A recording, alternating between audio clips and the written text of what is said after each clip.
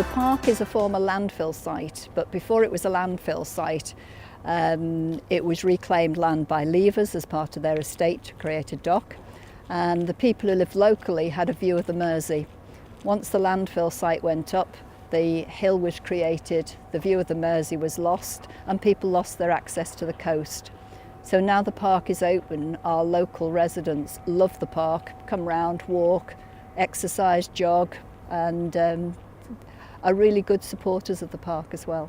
The Land Trust is a land management charity, so we manage parks and green spaces across the country, and our aim is to really demonstrate the value and importance of parks and green spaces to local people, to communities, to local economies. So I met with the business school, and we were able to put forward a brief to look at the economic uplift of a local area next to one of our parks.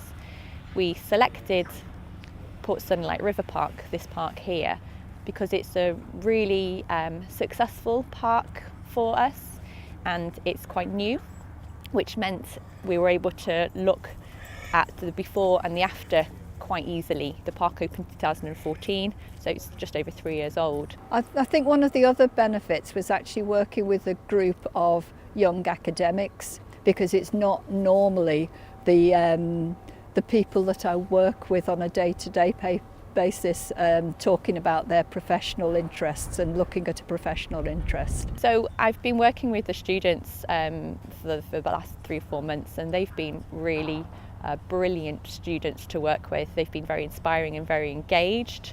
They have really taken this project on and given it 100% effort. Having seen the report now, I'm really, really happy. They've provided me with some really key information, some key findings which do tell a really positive story. The houses down here have increased in value since the park has been created.